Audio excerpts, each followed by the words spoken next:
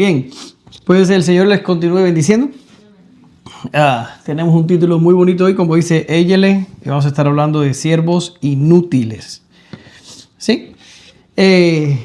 Así que, sin más, vamos a estar en la sección de Lucas 17, del 5 al 10. ¿Ya?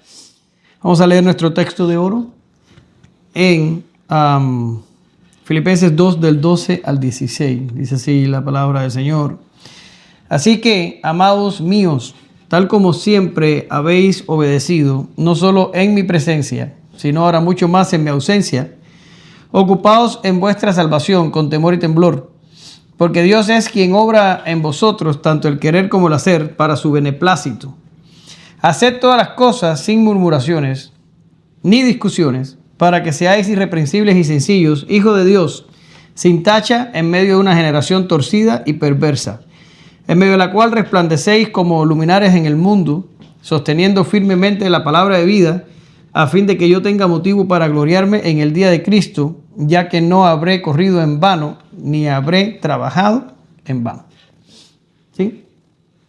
Gracias te amo, Señor, en esta mañana.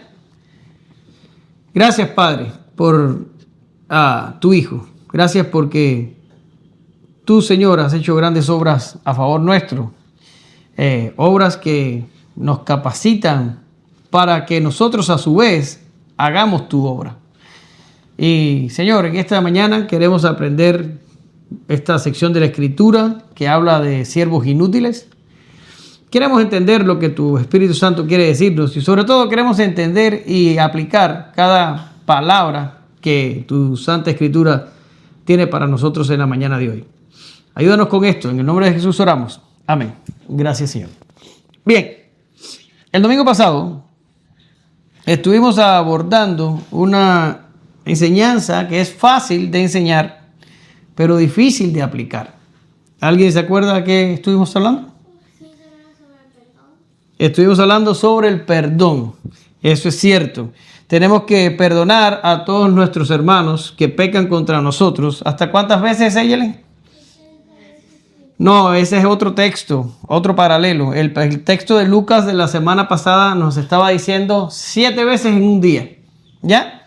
El 70 veces 7 es de otro texto paralelo a este. Pero da igual. ¿Qué significa? Que tenemos que perdonarnos unos a otros. Siempre y cuando venga el hermano y pida perdón, hay que perdonar. Eso es lo que el Señor está exigiendo de nosotros. ¿Qué pasa si no extendemos el perdón y nos negamos a perdonar? ¿En qué nos convertimos, Eyel?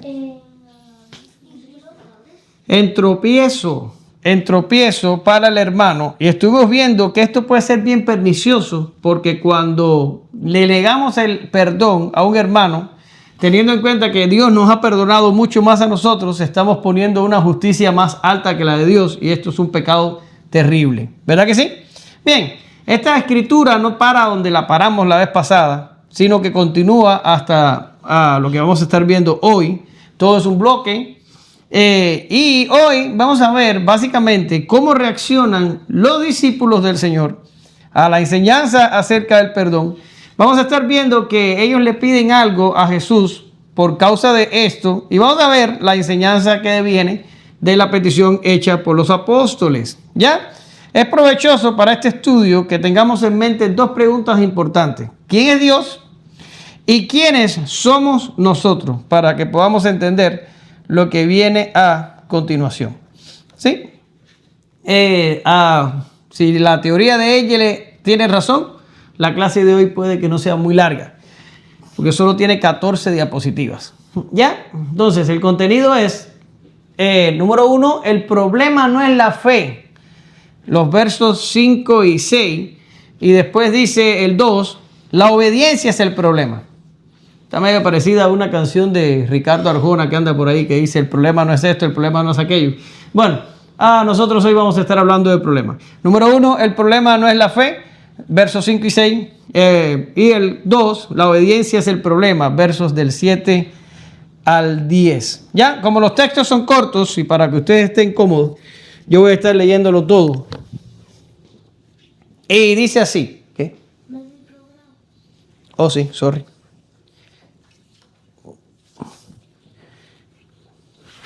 Aquí lo tienes. Ups. Bien, leemos entonces. Y los apóstoles dijeron al Señor: aumentanos la fe. Entonces el Señor dijo: si tuvieras fe como un grano de mostaza, dirías a este sicómoro, es un árbol, sicómoro, desarráigate y plántate en el mar, y os obedecería. ¿Sí? Ahora, vamos a repetir un poco lo que hemos estado viendo en las semanas anteriores, porque este texto muchas veces es sacado de un contexto para que termine diciendo lo que no quiere decir. Y necesitamos prestar mucha atención a lo que el Señor ha venido diciendo en las semanas anteriores.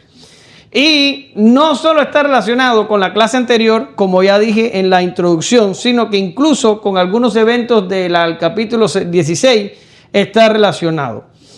Lo primero que tenemos que acordarnos es que Jesús acusó a los fariseos de diluir la ley. Jesús había hablado de la importancia de la ley, de que la ley se cumpliría en su totalidad, y los fariseos se buscaron una reprimenda del Señor cuando Jesús habló de todas estas cosas, y Jesús termina enseñándole la historia del rico y Lázaro para probar el punto de que los malos administradores van a ser castigados y que las escrituras es todo lo que tenemos nosotros para poder escapar del juicio. Ni siquiera si un muerto resucita y camina por nuestras calles es suficiente. No importa la señal y el milagro que veamos, todo lo que necesitamos para salvarnos se encuentra en la escritura, que fue lo que Abraham le dijo a Lázaro, le dijo al rico, de que ni aun si un muerto se levantara y resucitara, las personas como sus hermanos, los hermanos del rico, creerían. ¿Ya? Y en la clase pasada el Señor introduce el tema del perdón, un tema que es sumamente difícil de aplicar a pesar de que estamos convencidos de su necesidad. Ahora, todo esto es el contexto en el que ahora los apóstoles le dicen al Señor: Señor, aumentanos la fe. Ahora, tenemos que entender por qué los apóstoles están pidiendo esto. De lo contrario, no entendemos la respuesta que Jesús da. Y los apóstoles han venido, y los discípulos, los seguidores, los que estaban en aquel grupo, han venido oyendo las enseñanzas.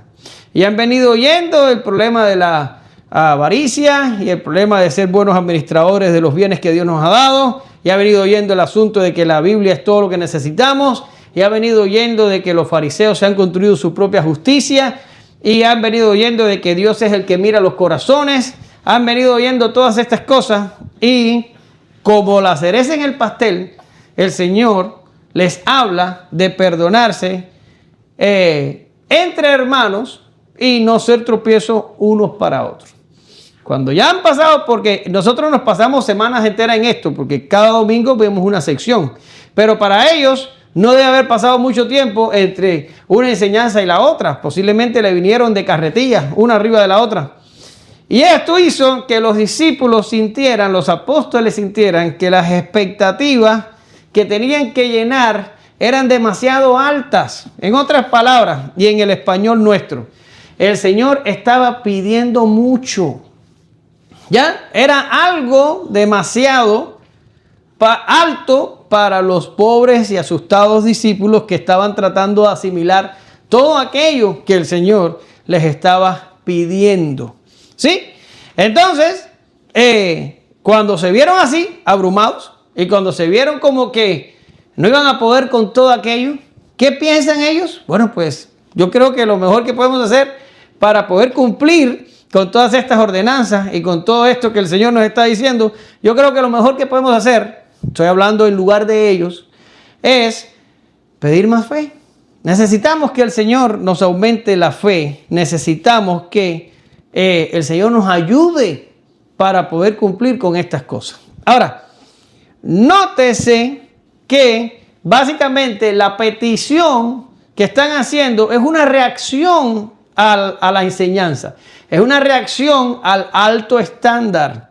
Y esto no es ajeno al comportamiento regular de los discípulos. Aquí les traje un ejemplo que transcurre en Mateo 19:10, cuando el Señor habla acerca del matrimonio y del divorcio, ¿sí? Y le vienen a hacer la pregunta, ven acá, ¿es lícito de que Moisés nos permitió divorciarnos? ¿Esto es lícito? Y el Señor les dice a ellos, en Mateo 19, ustedes después pueden buscar el contexto, les dice de que Moisés había dado permiso para dar carta de divorcio por causa de la dureza del corazón de la gente, pero que al principio no había sido así, sino que el matrimonio estaba establecido para durar toda la vida y que lo que Dios había unido, el hombre no lo separara. Y Jesús termina diciendo, si un hombre se divorcia de una mujer, que ya eso lo vimos en unas clases anteriores, si un hombre se divorcia de una mujer, si se casa con otra adultera y si la que se divorció se casa con otro hombre, también adultera. Una enseñanza dura para aquellos discípulos que estaban en una sociedad que prácticamente consentía con el divorcio. Es una sociedad muy parecida a la nuestra, que hoy la gente se divorcia por cualquier causa. Ahora, cuando los discípulos oyen esto, la mente le hace ¡pum! Y vuelve a explotarles y terminan diciéndole lo que está aquí en la pizarra, Mateo 19:10. Los discípulos le dijeron, si así es la relación del hombre con su mujer, conviene no casarse. Quiere decir, ellos dijeron, los fósforos, me caso con una mujer y me tengo que pasar con ella el resto de la vida. O si estuviera una mujer, la mujer pensaría, los fósforos, me tengo que casar con un hombre y soportarlo. Usted entiende la frase los fósforos, ¿verdad? Pero no es mala palabra ni nada de eso, ¿no? Ustedes me tienen asustado a mí con el español mexicano. Ya me dijeron el otro día, oye, dijiste una palabra, no fueron ustedes, dijiste una palabra en el mensaje que para los mexicanos es muy fuerte, no puedes volverla a decir. Y yo respiro profundo y digo, ay Dios mío, es más difícil aprender mexicano que aprender inglés. Entonces, la mujer diría, ¿tengo que soportar a este hombre toda mi vida? Y el Señor les está diciendo, sí, si te casas, eso es para toda la vida. ¿Me estás escuchando? Sí, es para toda la vida. No se miren entre ustedes, ya es para toda la vida. Ya, ahora, dicen los endurecidos discípulos, si esa es la condición, pues yo me quedo soltero, pero yo no me enredo en un problema de eso, ni de loco, ¿verdad? Ahora, esto es una reacción a la enseñanza. La enseñanza tiene un estándar alto y los discípulos están reaccionando al estándar alto. Están diciendo, no podemos llegar ahí, no podemos. Es una cosa de que lo podemos intentar, pero sabemos que no vamos a llegar. Ahora, volviendo al tema de que nos lleva en Lucas, aquí el estándar está alto de nuevo y los discípulos sienten la presión. ¿Y qué hacen? Dicen, aumentanos la fe. Pero ahora voy a poner un pare ahí porque este texto ha sido malinterpretado por mucho tiempo. Y hay que entender para qué están pidiendo los discípulos aquí que les aumente la fe. ¿Ya? ¿Para qué están pidiéndolo? Explíquenme ustedes, díganme ustedes, piensen con su cabeza y denme una respuesta. ¿Para qué los discípulos están pidiendo la fe aquí? A ver. ¿Para lograr qué? Para lograr hacer todo lo que Él les está demandando. Excelente. Éllele. Salvando el grupo. Eso es exactamente para lo que quieren los discípulos aquí, la fe. Porque hay iglesias donde la gente quiere la fe para, por ejemplo, hacer milagros. ¿Ya? Aquí nosotros sabemos cuántas personas hoy. 6 personas escuchando este mensaje. ¿Tú quieres que el próximo domingo hayan 100?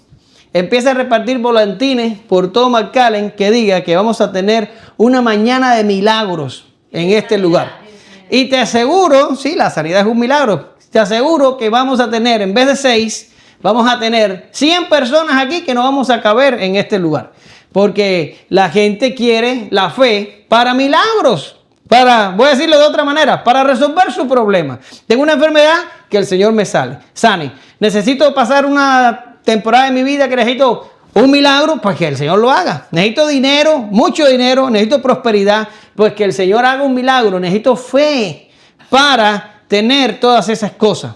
¿Se da cuenta cómo cambió el discurso? ¿Se da cuenta como que para lo que la gente hoy quiere la fe no es lo mismo para lo que querían los discípulos en lo que nos está relatando Lucas aquí? Dense cuenta que la respuesta de ella le fue, están pidiendo más fe para poder cumplir con lo que el Señor les está demandando. ¿Qué cosa es? Tener a la Escritura como la regla de fe y conducta y saber qué es todo lo que tienen para salvarse. ¿Qué es lo que les está pidiendo aquí el Señor? Ser unos buenos administradores de los bienes que el Señor les ha dado. ¿Qué es lo que les ha estado pidiendo el Señor? Que se perdonen unos a otros y que no sirvan de tropiezo. No estamos hablando de milagros. En ningún lugar estamos aquí hablando de milagros. Pero la gente tiene un problema con esto. Incluso te ven pobre y te dicen, eso es que tú no tienes fe. Oran por ti, no se te sana la enfermedad. Te dice, es que pediste con poca fe o con ninguna fe. ¿Verdad que eso es exactamente lo que pasa? Sin embargo, el texto aquí no está hablando de eso.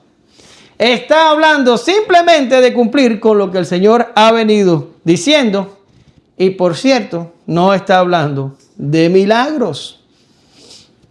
Ahora, tampoco se trata de incredulidad.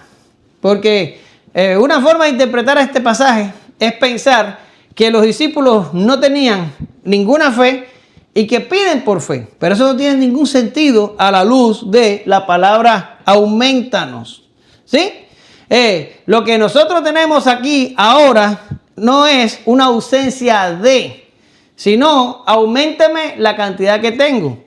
Ahí tenemos nosotros en el horno una masa para hacer pizza. ¿Sí? ¿Y qué es lo que tiene la masa para hacer pizza? Levadura. ¿Y para qué se le pone levadura a la masa? Para que la masa se expanda. Es para que la masa crezca. Ahora, si yo pongo levadura sola en el agua, ¿crece la masa? La masa crece sobre la base de algo que ya está ahí. Por tanto, los discípulos aquí no están diciendo, no hay nada. Están diciendo, auméntamelo. No voy a decir póngale levadura, porque si le ponen la levadura en la escritura tiene otro significado. Pero lo que están es tratando de decir, aumentanos la fe. Tenían alguna fe. Alguna fe tenían esta gente cuando ellos les están diciendo al Señor, aumenta lo que ya tengo. Sí, luego, voy a resumir rápido antes de pasar al paso 2. Lo primero que tengo es, los discípulos están pidiendo fe para cumplir con el que el Señor dice. No están pidiendo fe para hacer milagros, no están pidiendo fe para ser prósperos, no están pidiendo fe para que Dios arregle los problemas de su vida diaria. Están pidiendo fe para cumplir con lo que el Señor viene diciendo. ¿Ya? Y lo último, los discípulos no tenían ninguna fe. No, sí tenían fe. Lo que están pidiendo es que les aumente lo que ya tienen. ¿Sí?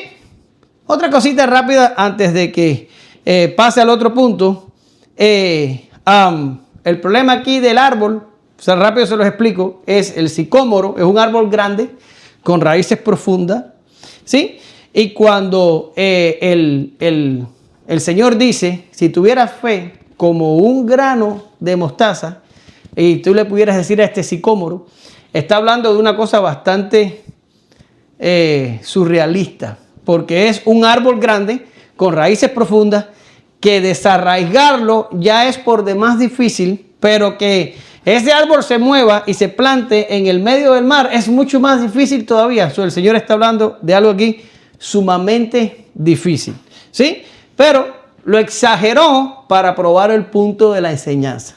Pero vamos a ir a la interpretación o la respuesta que da Jesús, básicamente. Y la respuesta que el Señor da es, ustedes tienen fe. Ustedes tienen fe. Úsenla. Eso es lo que significa si tuvieres fe como un grano de mostaza. Ahora, tú vas a decirme, bueno, pues ¿de dónde tú sacas eso? Porque el texto dice, si tuvieres. Y el si tuvieres, si se acuerdan del español, eso está ahí en subjuntivo. Y está diciendo, si tuvieres una cosa que no tienes, y por eso a veces tenemos un problema para la identificación del pasaje. Bien, yo te traje un grafiquito para que tú más o menos aprendas o entiendas lo que está pasando aquí y por qué yo voy a tratar de invertir un poco el significado tradicional que ha tenido ese pasaje a lo largo del tiempo. Bien, el verso de Jesús sería, si tuvierais fe como un grano de mostaza, dirías a este sicómoro, ¿verdad? Y siga diciendo, desarráigate de aquí y plántate en el mar. Pero yo nada más necesito la primera parte para que me cupieran la diapositiva. ¿Ya? Esa vendría siendo la frase del Señor. Y aquí lo que tenemos es una oración condicional. ¿Sí? Por ejemplo, si hoy han estado ustedes pidiendo por paciencia y pudiéramos decir, si tienes un poco de paciencia, vas a lograr lo que te has prometido o lo que te has propuesto. Pero si no tienes paciencia, vas a terminar sin lograrlo. Ya, es una oración condicional. A los niños, si se portan bien hoy, es un ejemplo, ¿ok? Les voy a comprar un regalo el lunes. Es una oración condicional. ¿Ya? Bueno, es lo que tenemos aquí. Tenemos una oración condicional. Ahora, el asuntillo es que la Reina Valera, y no solo la Reina Valera, la Biblia de las Américas y otras más, traducen el si tuviera fe en subjuntivo y me complican la frase. Pero cuando usted va al griego, el verbo egete, o como quiera que se pronuncie, está en presente indicativo. Y cuando lo ponen en presente indicativo, eso significa que esto es una condicional de primera clase, no de segunda clase. Esto está bastante técnico. Si ustedes no se acuerdan ni del español, van a tener un lío para entenderlo, pero yo voy a tratar de simplificarlo bastante. La primera clase, la condicional de primera clase, habla de un suceso que está presente y que refuerza el argumento. ¿Ya? ¿Qué es lo que está pasando aquí? ¿Por qué? Porque tenemos en el griego un presente indicativo. Ahora, ¿por qué la Reina Valera y otras traducen aquí en subjuntivo? ¿Por qué lo traducen? Porque en la segunda parte, en una oración condicional, la primera parte se llama condición o prótasis, si te quieres aprender el nombrecito raro. Y la segunda parte, que viene después del entonces, aunque esté omitido, sería la consecuencia o la apódosis. Ahora, la consecuencia está en imperfecto, que el imperfecto en griego es parecido a el pasado, al tiempo pasado. Pero no me voy a complicar demasiado con los tiempos verbales en griego. Yo dije es parecido. Vamos a dejarlo hasta ahí. ¿Ya? Ahora, el alejete que está allí, que es el diríais, sí está en imperfecto. Y eso lo convertiría en una condicional de segunda clase, donde el evento no es real o donde el evento no ha sucedido. Por ejemplo, para yo contrarrestarte esto, te voy a poner un ejemplo de una oración condicional de segunda clase. Por ejemplo, Jesús iba camino a donde estaba Lázaro, pero llegó tarde. Lázaro llevaba, ¿cuántos días muerto? Llevaba muerto 4 días. Y cuando la hermana, ahora no recuerdo realmente cuál hermana fue, pero una de ellas, una de las hermanas de Lázaro se encuentra con Jesús, le dice, maestro, si hubierais estado aquí, mi hermano no habría muerto. Eso es una oración condicional de segundo tipo, de segunda clase, perdón. ¿Por qué razón? Porque dice, si hubieras estado aquí. Luego, ¿qué fue lo que verdaderamente pasó? Que el Señor no estaba ahí. Y como el Señor no estaba ahí, la condición no se cumplió. ¿Cuál era la condición? Que si el Señor estaba ahí, hubiera arreglado el problema del hermano enfermo. Pero como el Señor no estaba, el hermano se murió. Y eso es lo que está diciendo la hermana. Si hubieras estado aquí, mi hermano no hubiera muerto. Es segunda clase, porque el evento en realidad no ocurrió. Pero aquí está hablando en presente indicativo, no está hablando en imperfecto, o en últimos casos pudiera estar en auristo, que es el pasado verdadero del griego. Y como no está ni en imperfecto ni en auristo, sino en presente, tenemos que decir que es una condicional de primera clase donde el evento sí está ocurriendo. Ahora, ¿qué es lo que está ocurriendo? Si tuviera fe, pero, oye, esto no se encendió hoy. Pero la Reina Valera y la Biblia de las Américas lo traducen a subjuntivo porque sienten que tiene más peso la consecuencia, que si está en imperfecto, siente que tiene más peso y lo cambian completo hacia una segunda clase. Sin embargo, el texto, respaldado por el contexto, va mejor a una primera clase donde los discípulos sí tienen fe, solo necesitan que se le aumente, ¿ya? A pensar que los discípulos son todos una partida de incrédulos y lo que están pidiendo es danos fe porque estamos en cero, tenemos el tanque vacío. ¿Lo entienden? ¿Por qué? Pues los discípulos ya llevan caminando con el Señor casi 3 años, han visto de todo, han oído de todo, han sido enseñados en casi todo. Y de momento lo que están chocando es con una enseñanza difícil de practicar. Luego, el contexto no me respalda la idea de unos discípulos totalmente incrédulos, totalmente sin fe, sino unos discípulos que tienen algo de fe, pero sienten que lo que le están pidiendo, ellos no tienen la fuerza para lograrlo. Y el presente indicativo aquí me respalda para decir que esto es una oración condicional de primera clase y los discípulos sí tenían algo de fe. Ahora, yo sé que ustedes están como diciendo, no hemos entendido nada. Bien, esto es todo lo mejor que yo se los puedo explicar. Si no quieren complicarse demasiado, lo único que tienen que entender es que en lo que el Señor está diciendo aquí, los discípulos tenían fe y están pidiendo, aumentanos la fe. Tienen algo, pero creen que necesitan más. Ya, olvídense de la parte técnica y no piensen en otra cosa. Bien, vamos a irnos pronto de aquí para que ustedes no se enreden demasiado. Ya vamos para el segundo. Todavía me falta decir algo más. Luego, el Señor le dice, ¿qué quiere decirles el Señor? Básicamente, con si tuvieras fe o si tienes fe, así sería mejor la traducción. Si tienes fe como un grano de mostaza, le dirías al monte, le dirías al sicómoro, desarráigate y plántate, y él lo haría. Ahora, el Señor lo que les está queriendo decir aquí a los discípulos es, óyeme, si ustedes tuvieran fe, si ustedes tienen fe tan pequeñita como un grano de mostaza, ya eso es suficiente para hacer cosas que son absolutamente increíbles. ¿Y qué sería algo absolutamente increíble? Que un árbol grande, de raíces profundas, se desarraigue por él mismo, salga de algún lugar, se meta en el mar y se plante en el mar. Eso sería algo absolutamente imposible de creer, ¿verdad que sí? Y el Señor les está diciendo, oye, un poquito de fe como el del grano de mostaza te alcanza para hacer algo como lo que yo te acabo de escribir. Ahora yo te pregunto, ¿hay algún lugar en la Escritura donde alguien, y esto incluye a Jesús, haya desarraigado a un árbol grande, raíces profundas, y lo haya plantado en el mar? ¿Ustedes saben de algún caso?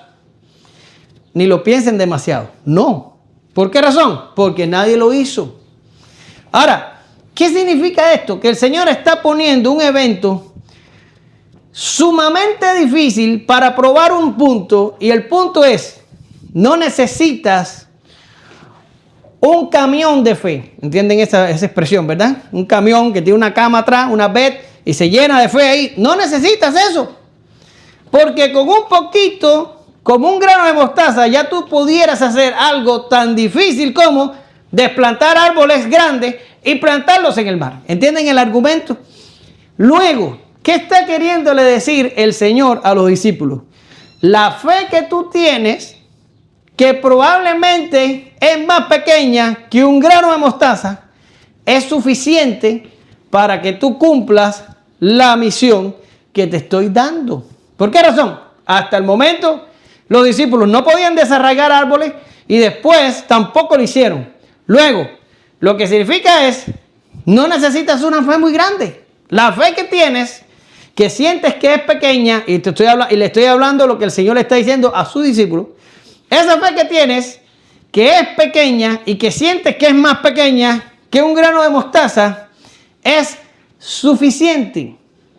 ¿Sí? Suficiente para hacer lo que yo te estoy pidiendo. Luego, El problema aquí no es que los discípulos no tienen fe. El problema aquí no es que el tamaño de la fe es muy pequeña. El problema aquí es de obedecer y no de creer. Y eso es lo que nos lleva a nosotros al segundo punto. Vamos a leer el pasaje. Porque, dense cuenta, antes de leer, que estamos hablando de fe, porque los discípulos pidieron, aumentanos la fe. Pero el Señor les dice, ustedes la fe que tienen les es suficiente. Y ahora les va a hablar de algo que está relacionado con la fe, pero que no es la fe. Luego el Señor les va a dar una respuesta de lo que ellos realmente necesitan. Vamos a ver. Míralo ahí. ¿Quién de vosotros tiene un siervo arando o pastoreando ovejas y cuando regresa del campo le dice, ven enseguida y siéntate a comer? No le dirá más bien, prepárame algo para cenar y vístete adecuadamente y sírveme hasta que yo haya comido y bebido y después comerás y beberás tú. ¿Acaso se le da las gracias al siervo porque hizo lo que se le ordenó? Así también vosotros, cuando hayáis hecho todo lo que se os ha ordenado, decid, éyele, siervos inútiles somos, hemos hecho solo lo que debíamos haber hecho. ¿Sí? Ahora, esta no es la primera vez que nos encontramos con esta pregunta. ¿Quién de vosotros? Ya lo habíamos visto antes en nuestras clases cuando se aparece aquel a medianoche, no sé si se acuerdan de esa clase, y le dice, oye, me llegó una visita de momento y no tengo nada que darle. Y ahí empieza la historia. ¿Quién de vosotros no se va a parar y va a ayudar al amigo que tiene la necesidad? ¿Sí? Ahora, cuando nosotros encontramos en la Escritura un ¿quién de vosotros? Ese tipo de pregunta está esperando que la respuesta sea ninguno de nosotros. ¿Por qué razón? Porque la situación que se pone como ejemplo es tan exagerada que el que está teniendo el argumento está esperando que tú respondas negativamente a la pregunta. Luego, siempre que aparece el quién de vosotros, lo que está esperando, el que está hablando es que tú digas, ninguno de nosotros.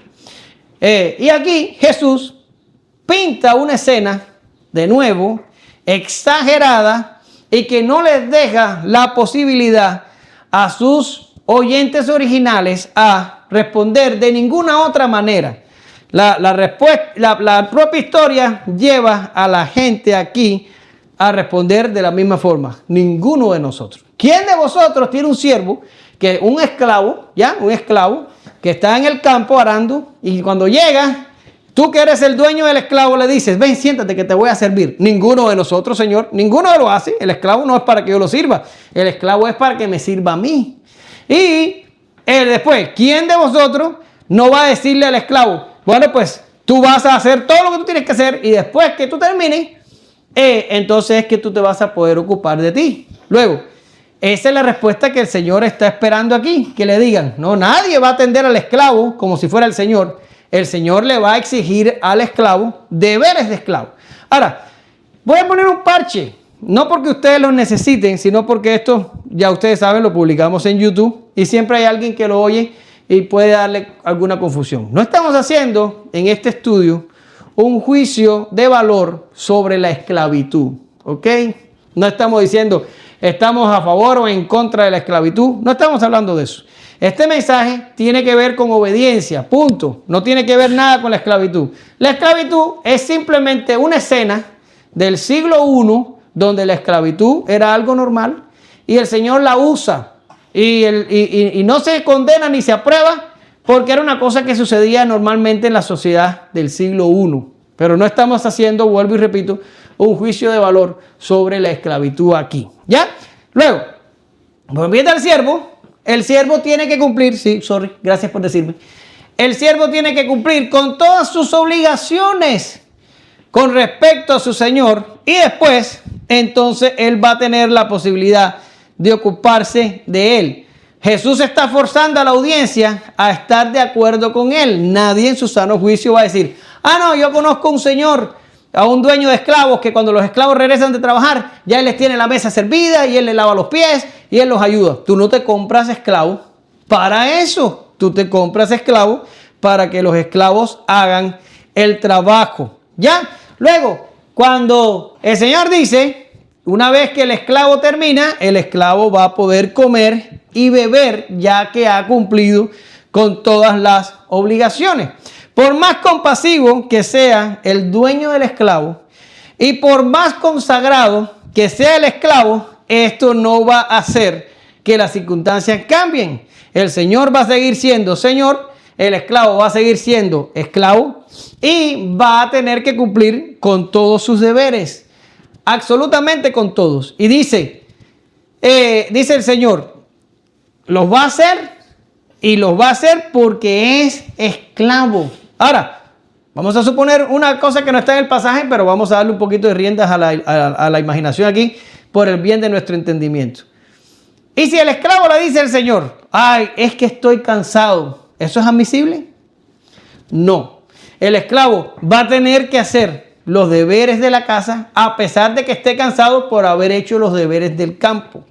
O el esclavo le va a poder decir, ay, ¿sabes qué? Es que no siento el deseo. Estoy emocionalmente deprimido. Lo hago mañana. ¿Eso va a ser aceptable? No, eso no va a ser aceptable. No importa si está cansado. No importa si está deprimido. No importa si quiere o no hacerlo. Es esclavo y va a tener que hacer su obligación. Pero ahora, vamos a suponer que el esclavo sí quiere hacerlo, pero la tarea que tiene que hacer en la casa es demasiado difícil. Pudiera, aunque la tarea se lleva al límite, pudiera decir al esclavo, ¿sabes qué, Señor? Te quisiera servir, pero lo que me estás pidiendo es mucho para mí. Yo no puedo hacerlo. ¿Puede decir el esclavo eso? Tampoco. El esclavo tampoco puede protestar por lo grande de la tarea o por lo complicada de la tarea o por el horario en el que se le está pidiendo la tarea o por el día de la semana en el que se le está pidiendo la tarea. No puede protestar. Es un esclavo. Tiene que terminar con sus deberes si se quiere dedicar a lo vuestro. ¿Ya? Ahora, lo otro, ¿hay que agradecerle al esclavo cuando termina de hacer todos sus deberes? ¿Hay que agradecerle? No, es un esclavo. No hay que decirle, oh, gracias por haber trabajado en el campo, o gracias por haber hecho la labor de la casa, o gracias por toda tu dedicación. Es inconcebible. Ningún señor agradece al esclavo. El esclavo se supone que el esclavo está para hacer eso, o nadie le da. Vamos a poner algo de la vida nuestra ahora en el siglo XXI. Vamos a suponer que Katie, que no es que aprendió, ya sabía, pero que ya está manejando acá en McAllen. Vamos a suponer que empieza a manejar y ¿tú crees que esto que yo te voy a relatar va a suceder? La policía te para y la policía te para, te vas a poner nerviosa, vas a ver las luces, pero el policía viene a donde estás tú y te dice, señora, quería felicitarla. Usted es un excelente chofer. Aquí le regalo $100. ¿Tú crees que la policía va a hacer eso? Por supuesto que no. ¿Por qué razón? Porque en nuestro tiempo tampoco se te felicita cuando tú haces lo que tienes que hacer. Si tú te equivocas, el policía sí te va a parar y te va a dar un ticket. Pero si tú lo haces bien, no van a venir y te van a decir, ¿sabes qué? Mira, aquí está $100 por haberlo hecho correctamente. Eso no existe. Tú estás requerida por la ley, o todos nosotros estamos requeridos por la ley a manejar de una forma adecuada. Y cuando lo hacemos, nadie nos agradece, porque en realidad ese es nuestro deber. Luego, eso me lleva a la expresión de Jesús. Y Jesús dice, entonces, todos ustedes, o sea, se lo está diciendo a sus discípulos, pero yo ahora se lo estoy diciendo a todos los que están sentados aquí en esta mañana. Y yo les digo, todos ustedes son una partida de siervos inútiles, porque cuando ustedes hacen lo que se les es requerido hacer, ustedes están cumpliendo con su deber. Yo no tengo que decir gracias por ser perdonadores, o gracias por estudiar la palabra diariamente, o gracias por venir al culto el domingo. Y Dios tampoco tiene que hacerlo conmigo. ¿Por qué razón? Porque Dios requiere de nosotros esos deberes. Luego, cuando nosotros hacemos estas cosas, no ponemos a Dios en deuda, para que Dios tenga que agradecernos algo. Lo hacemos porque es nuestro deber. Pero ahora vamos a profundizar un poquito antes de terminar el asuntillo de los siervos inútiles. Y voy a poner, antes de entrar ahí, una advertencia. Estamos viendo aquí, y ya lo dije antes, pero yo lo vuelvo a recalcar por si acaso, un pasaje donde el Señor Jesús está enseñando a sus discípulos, repita en su mente, discípulos, en un contexto que les manda a no ser tropiezo, a perdonar a su hermano. ¿Estamos claros de eso? Le está hablando a discípulos. Luego, lo que vamos a ver a continuación va dirigido únicamente a creyentes.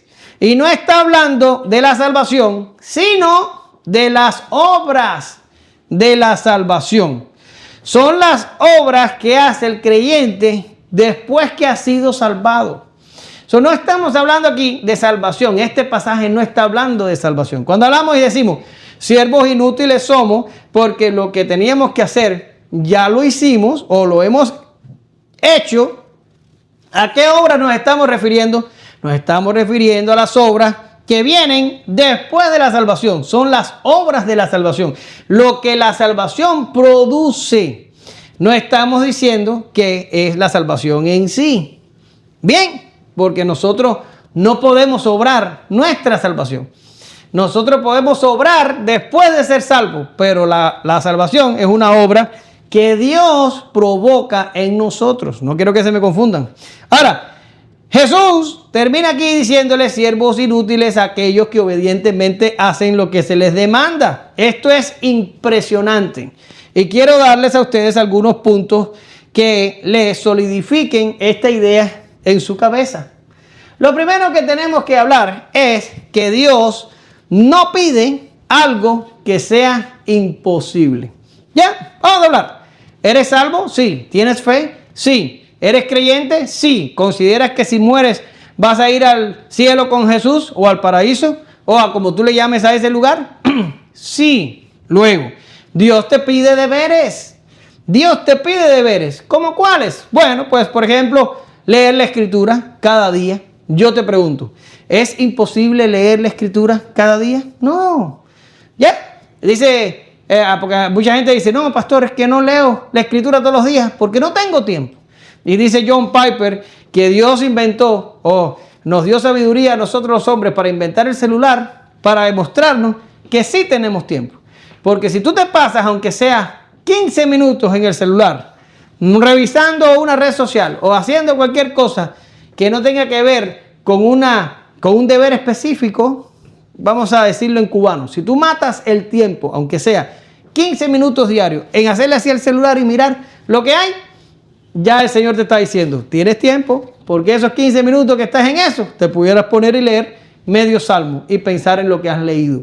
Luego, ¿es difícil? No. ¿Dios nos pide orar? ¿Es difícil orar? No. Tan fácil como hablar con Dios.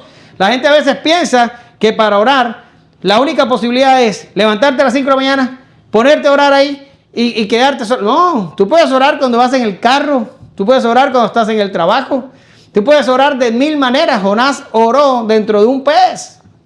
La gente piensa que la única forma que tú oras es de rodillas en un lugar oscuro ahí y tú oras. No, no necesariamente. Tú puedes orar de 1000 maneras, en 1000 horarios, en 1000 lugares.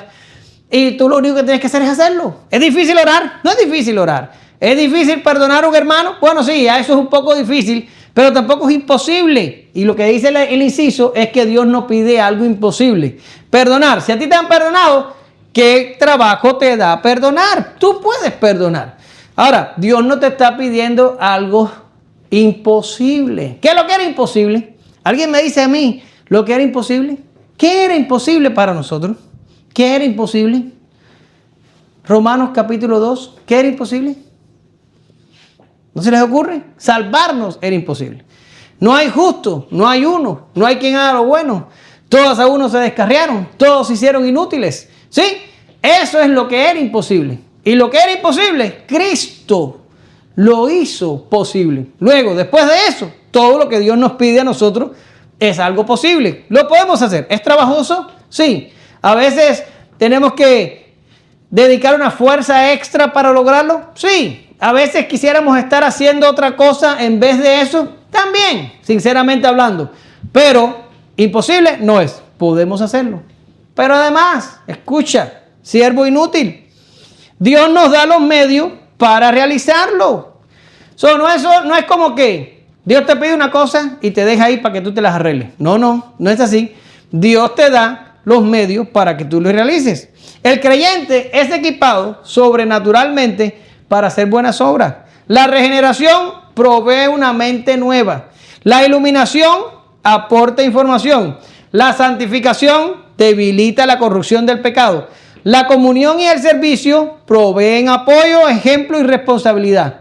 Y luego, si todas estas cosas fallan, la disciplina paternal corrige en caso de que todo salga mal y sea necesario que la vara entre en acción. ¿Qué quiero decir? Dios te manda a hacer algo y te da todos los medios para que tú lo hagas. Pero si tú no lo haces, Dios va a corregirte hasta que lo hagas, porque Dios va a santificarte, lo quieras tú o no. Lo puedes hacer en el plan bueno, en el easy way, o lo puedes hacer en el hard way. ¿Ya? Mira lo que dice los textos. Todo lo puedo en Cristo que me fortalece. Solo me digas, es que es muy difícil leer la Biblia a diario. O no me digas, no, es muy difícil orar diario. O me es muy difícil venir el domingo. O me es muy difícil esto. O me es muy difícil aquello. No, la Biblia dice que todo lo puedo en Cristo que me fortalece. Claro, Pablo en el pasaje está diciendo en otro contexto. Y está diciendo, lo mismo que yo tenga hambre y necesidad y escasez. O lo mismo que yo tenga abundancia y esté lleno de todo. En las dos maneras yo puedo vivir porque Cristo me fortalece en cada situación. Pero yo también puedo decirte ahora, Dios nos fortalece para que cumplamos con los deberes que Él nos exige como creyentes. Dios nos fortalece cuando tenemos que perdonar a alguien y no queremos. Dios nos fortalece. O de lo contrario, no hay ningún Dios y tú no eres creyente. Sí, pero mira lo que dice Pedro. Segunda de Pedro 1:3 dice: pues su divino poder nos ha concedido todo cuanto concierne a la vida y a la piedad, mediante el verdadero conocimiento de aquel que nos llamó por su gloria y excelencia. ¿Qué es lo que está diciendo ahí? Que Dios nos ha concedido todo cuanto concierne a la vida y a la piedad. Dios te da lo que necesitas para que tú hagas lo que tienes que hacer. Luego, no hay excusa, mi querido hermano. No hay excusa. Los creyentes que tenían enfrente a Jesús no podían culpar a la poca fe, porque en realidad la fe que tenían les alcanzaba. ¿Qué era lo que estaba pasando aquí? Que el viejo hombre les estaba pidiendo hacer lo contrario a lo que Jesús les estaba diciendo. Es como cuando, y no estoy enganchado con lo del perdón, no. El texto habla de perdón. No es que yo estoy, que ustedes dicen, óyeme, pero que no sale del pedacito del perdón. Bueno, es que el texto habla de perdón, es de lo que está hablando. Y a veces tú sabes que tienes que perdonar a una persona o a un hermano. Sabes que lo tienes que perdonar, pero tú dices, no. ¿Y qué empiezas? A buscarte razones. No, es que ya le di muchas oportunidades. No, es que estoy muy herido. No, es que lo que hizo fue demasiado grave. No, es que ya pasó la línea. Es más, pasó la línea después de la línea que no podía pasar. Y tú te empiezas a buscar razones. Yo te digo, es tu vieja naturaleza poniéndote razones. Eso es lo que te está pasando. Es tu vieja naturaleza queriendo imponerse sobre tu nueva mente. ¿Y qué es lo que te está diciendo la Escritura? Tienes que perdonar.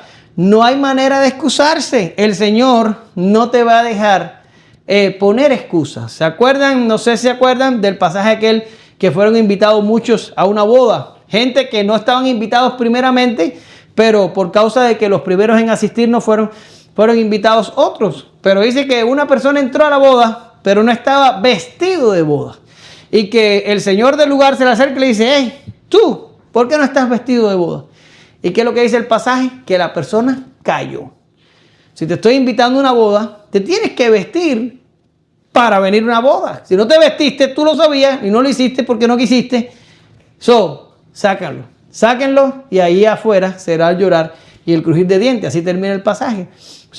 nosotros, los creyentes, estamos sin excusa delante de Dios en cuanto a los deberes que Dios exige de nosotros, porque Dios lo ha hecho absolutamente todo. ¿Qué es lo que leíamos al principio en el texto de oro? Que Dios pone en nosotros tanto el querer como el hacer por su beneplácito. Luego, cuando no hacemos lo que debemos, estamos guerreando contra Dios y no tenemos excusa para decir, Señor, no, era demasiado difícil la tarea. No, tenemos que obedecer. Es nuestra obligación. Es nuestra obligación. Es un asunto de obediencia. Es deber de los seguidores de Jesús. Esa es la idea detrás de la historia. Es nuestra posición delante de Dios. Te dije al principio en la introducción, tienes que tener en mente dos preguntas. ¿Cuáles son las preguntas? ¿Quién es Dios? ¿Y quiénes somos nosotros? Porque a veces pensamos que Dios es un anciano con barba y vestiduras blancas sentado en una nube por algún lugar del cielo. Y que nosotros somos hombres que nos los merecemos todos. Y Dios está rogándonos porque hagamos la tarea. Y cuando nosotros la hacemos, entonces Dios nos llena de bendiciones porque Él tiene que pagarnos a nosotros lo que nosotros hemos hecho. Yo te digo, mi querido hermano, si ese es el Dios que tú tienes, tú sirves a un ídolo. Ese no es el Dios verdadero. Ese no es el Dios verdadero. El Dios verdadero hizo el universo. Está por encima y por fuera de él. Es sumamente inmenso. No podemos imaginarlo. La mente de nosotros no alcanza. Ni siquiera podemos imaginarnos el universo conocido. Dime tú si te vas a imaginar a Dios que está por fuera y por encima del universo. ¿Sí? Es algo inconmensurable. Es algo que nuestra mente explotaría si nos ponemos a pensar demasiado en ese asunto.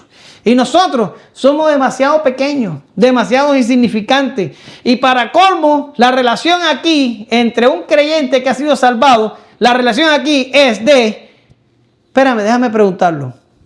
¿Alguno de ustedes sabe cuál es el nombre que Cristo recibió por haber hecho toda la salvación? Filipenses capítulo 2. ¿Cuál fue el nombre que recibió? Dice que porque se humilló hasta lo sumo y Dios le dio un nombre que es sobre todo nombre, para que el nombre de Jesús este texto. ¿No saben cuál fue el nombre que le dio? El nombre fue Señor. Kurios en griego. Por tanto, nuestra relación con Él en este momento es que el Señor es el Kurios. Y usted sabe lo que usted es y yo, ¿sabe lo que somos? El doulos. ¿Tú sabes lo que es el doulos? El esclavo. Nosotros antes éramos esclavos del pecado, ahora somos esclavos de Cristo. Nosotros tenemos esa relación con Él. Él es el Señor, nosotros somos los esclavos. Y como que a veces parece que los señores somos nosotros y el esclavo es el Señor. Cuando tratamos a Dios como si fuera el genio de una lámpara. Señor, dame esto, Señor, dame aquello. Señor, dame esto, Señor, pido aquello. Señor, quiero esto, Señor, dame aquello. Quiero que el Señor tuyo es un genio de Aladino o qué onda. No, tenemos que entender nuestra relación con Él. Él es el Kurios, nosotros somos los doulos. Él es el Señor, nosotros somos el esclavo. Él dice, haz esto y nosotros decimos, ok, Señor, yo obedezco. Yo obedezco. ¿Sí? Ahora, lo último que digo sobre esto es que Dios no tiene que recompensarte cuando tú haces y yo hago lo que tenemos que hacer. Como mismo el siervo no tenía que recibir gracias, nosotros tampoco. Dios no nos debe nada a nosotros, porque como decía Calvino en el pensamiento que leímos al principio del culto, nosotros somos los que estamos en deuda con Dios. Dios no está en deuda con nosotros. Mira lo que dicen los textos, Romanos 11, 35. ¿O quién le ha dado a él primero para que se le tenga que recompensar? Para que Dios te deba algo a ti, tú tienes que haberle dado algo a Dios que Dios necesitara. Te pregunto, ¿tú crees que Dios necesita algo de nosotros? Absolutamente no. Por tanto, Dios no está en deuda con nosotros. Nosotros estamos en deuda con Él. Primero los Corintios 9:16. Porque si predico el evangelio, no tengo nada de qué gloriarme. ¿Qué dice Pablo? Pues estoy bajo el deber de hacerlo. Pues ay de mí si no predico el evangelio. Pablo lo reconocía. Pablo decía, tengo que predicar, ¿por qué? Porque me es impuesta necesidad. Dios me manda a hacerlo. Ay de mí si no lo hago. Ya, y Job 35:7 dice, si eres justo, ¿qué le das o qué Él recibe de tu mano? Evidentemente Dios no nos necesita. No nos necesita para nada. Luego, Él no tiene que darnos gracias cuando nosotros hacemos. Oye, no me dijeron lo de Job. No les había puesto lo de Job. Ahí está el de Job. Dios no tiene que darnos gracias a nosotros cuando nosotros cumplimos con nuestros deberes. Ahora, ustedes van a decir, wow, estoy bien decaído porque me han dicho que soy esclavo, me han dicho que tengo que cumplir con mis deberes, me han dicho que Dios a mí no me tiene que dar gracias. Bueno, todo eso es la absoluta verdad de la Escritura. Todo eso es verdad. Pero te voy a levantar el ánimo para que te vayas para tu casa contento. ¿Sí? Ahora, nosotros sabemos todas estas cosas. Dios no nos tiene que recompensar. Pero ¿quieres saber algo? ¿Quieres saberlo? ¿De verdad quieres? ¿Hay alguien aquí que quiera? Dios va a hacerlo. ¿Qué va a hacer Dios? Dios nos va a recompensar. No porque nosotros lo merecemos, sino por su gracia. Porque Él es muy bueno y para su propio deleite. Dios no nos tiene que decir gracias. Dios no nos tiene que recompensar. Dios no tiene que hacer nada de eso. Porque nosotros lo único que hemos hecho es cumplir con el deber usando los medios que Él mismo nos ha dado. Pero Dios quiere hacerlo. Dios va a recompensarnos. Apocalipsis 22 del 11 al 12. Que el injusto siga haciendo injusticia.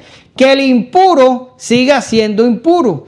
Que el justo siga practicando la justicia. Y que el santo siga guardándose santo. Escucha ahora. He aquí, yo vengo pronto. Y mi recompensa está conmigo para recompensar a cada uno según sea su obra.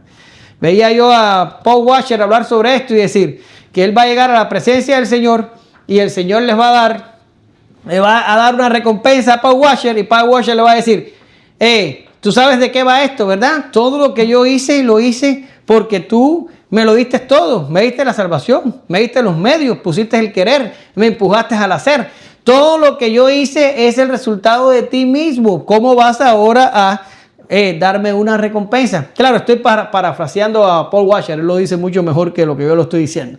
Pero el Señor le va a decir a Paul Washer, pero quiero hacerlo porque soy un Dios de mucha gracia, porque soy un Dios de alta bondad, porque encuentro deleite recompensándote, aunque entiendo que tu obra es el resultado de lo que mi Espíritu Santo ha hecho en tu vida. ¿Verdad que sí? Concluyo. Mira tu posición. Eres un siervo. Un esclavo no negocia con su señor. El amo manda, el siervo actúa. Valora tu tesoro, que dices que no tienes fe, pero el texto dice que si tienes tan solo un grano, ya tienes suficiente. Tienes al Espíritu, tienes la palabra, tienes el ejemplo de aquel que fue obediente hasta la muerte. Crucifica tu orgullo. Eres un siervo inútil y el siervo no tiene derechos, solo tiene deberes. Cuando reconoces tu inutilidad, no significa que eres despreciable, sino que eres finito. Nuestra mayor dignidad no es lo que logramos para Dios, sino que siendo siervos que nada aportan, Él nos llama amigo. B. Obedece y perdona, no para ganar el cielo, sino porque desde el cielo ya has sido perdonado. Nuestra obediencia sea hoy nuestro más sincero sacrificio de alabanza. Te damos gracias, Señor, en esta mañana. Y sabemos que esta palabra es dura y difícil de escuchar. Y aún más difícil de practicar. Ayúdanos a todos los que estamos aquí presentes a glorificar tu nombre y a entender que somos siervos, que somos esclavos y que tú nos has dado los medios para que cumplamos con nuestros deberes. La fe que tenemos nos alcanza. El nuevo nacimiento nos ayuda con nuestra nueva naturaleza. El Espíritu Santo nos santifica cada día para para disminuir la depravación y el pecado que tenemos dentro todavía. Nuestros hermanos nos alientan, la comunión contigo nos da fuerza y tenemos todo lo necesario para cumplir, Señor, con cosas tan básicas como perdonarnos unos a otros, como acercarnos a tu escritura con reverencia y con gozo para saber los tesoros que en ella están contenidos. Ayúdanos a no ser creyentes solo de domingos y de decir, creo porque soy miembro de una iglesia, sino que nuestra práctica cristiana y nuestra piedad se extienda a los 7 días de la semana y que seamos cristianos en la iglesia, pero que seamos cristianos en nuestras casas, en nuestros matrimonios, en nuestra relación con nuestros hijos, en nuestros centros de trabajo, cuando manejamos en un tráfico de esos que le terminan a uno la paciencia, y cuando hagamos cualquier cosa, todo lo que hagamos, que lo podamos hacer para glorificar tu nombre y para que tú, Señor, nos digas en el día que nos encontremos cara a cara, bien, buen siervo fiel, en lo poco fuiste fiel, sobre mucho te pondré, entra en el gozo de tu Señor. Porque aunque sabemos que no merecemos la recompensa, tú, porque eres absolutamente bueno, vas a recompensarnos de todas formas.